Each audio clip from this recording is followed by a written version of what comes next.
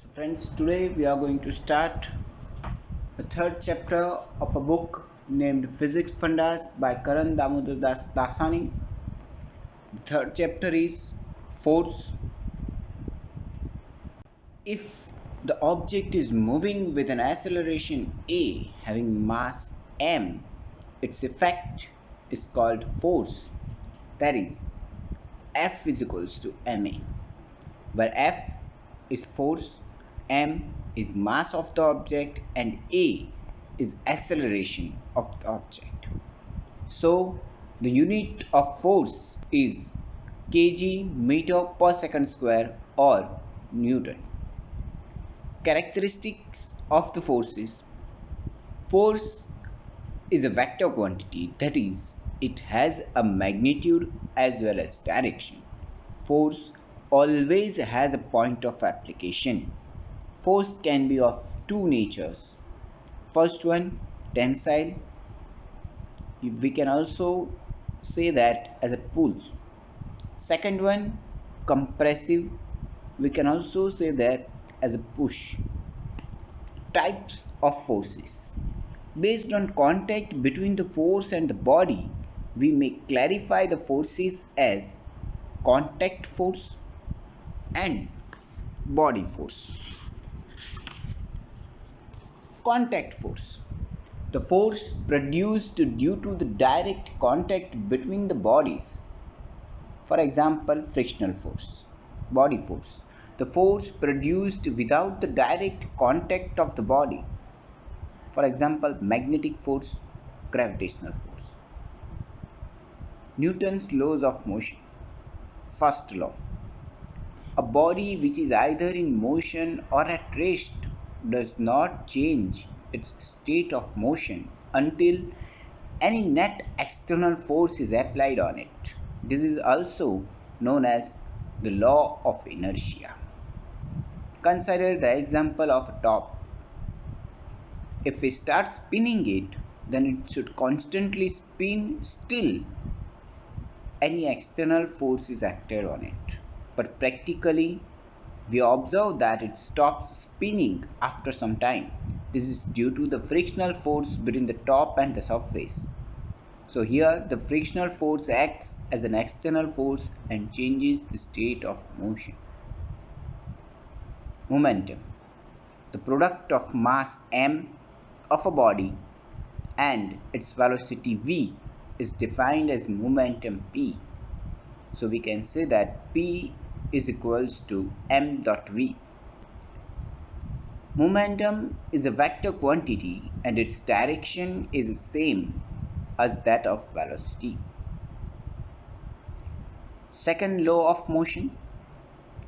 The rate of change in momentum of a body is proportional to the net external force applied on the body, and this change is in the direction of the force applied.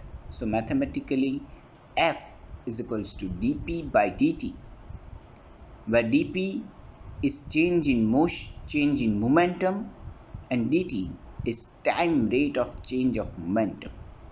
But momentum is p, that is equals to mv, where m is mass and v is velocity of the body. So F is nothing but m dot dv by dt, but dv by dt is a, so we can say that F is equals to ma. Third law of motion. If we apply some force on the object, it will also exert the same force on us. If a simple pendulum is suspended on a wall at a point A and the mass of the bob is m, then the weight is in the downward direction, where weight is W is equals to mg, and the tension in the string is going to be same in magnitude but will be in upward direction.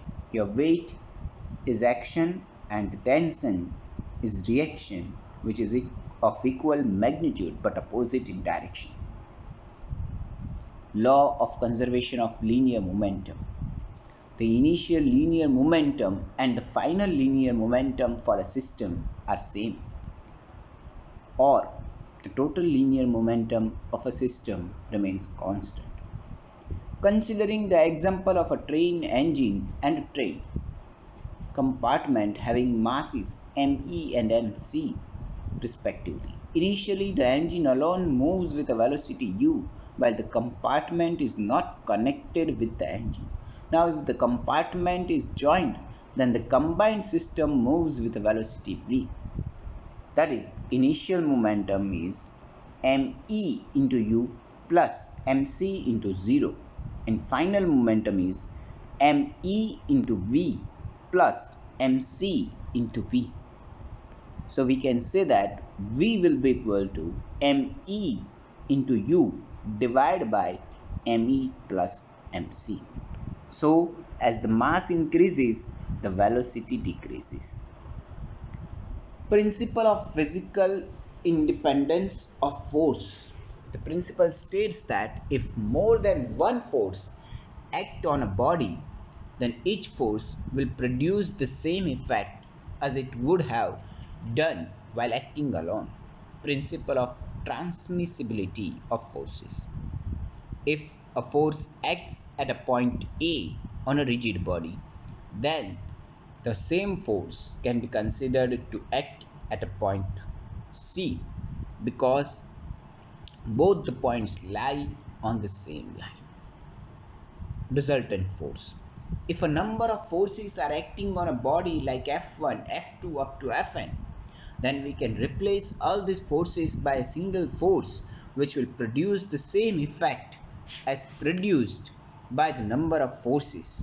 The single force is known as the resultant force.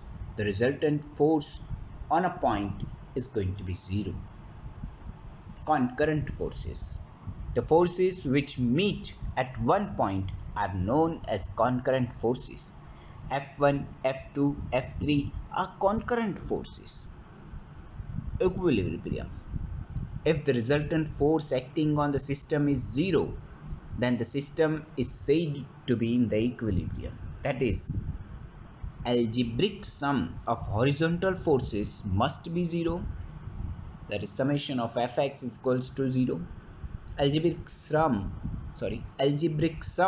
of the vertical forces must be 0. That is, summation of fy is equals to 0. Limitations of Newton's laws. Consider a roller coaster ride in which you are seated. As it changes its direction as well as its velocity throughout the motion, a push is always experienced in the opposite direction of its motion due to its continuously accelerating or retarding nature. Here, Newton's law can't justify this action of force. Hence, Newton's law only holds good for stationary or constant velocity frame of reference, while it does not hold well for accelerating and retarding frame of reference. The frame of reference in which Newton's first law holds true is known as inertial frame of reference. The frame of reference in which Newton's law does not hold true is known as non-inertial frame of reference. So, in a non-inertial frame of reference, we need to consider a pseudo force F dash, which acts in opposite direction of acceleration. Rotating frame and lifts motion are the example of non-inertial frame of reference.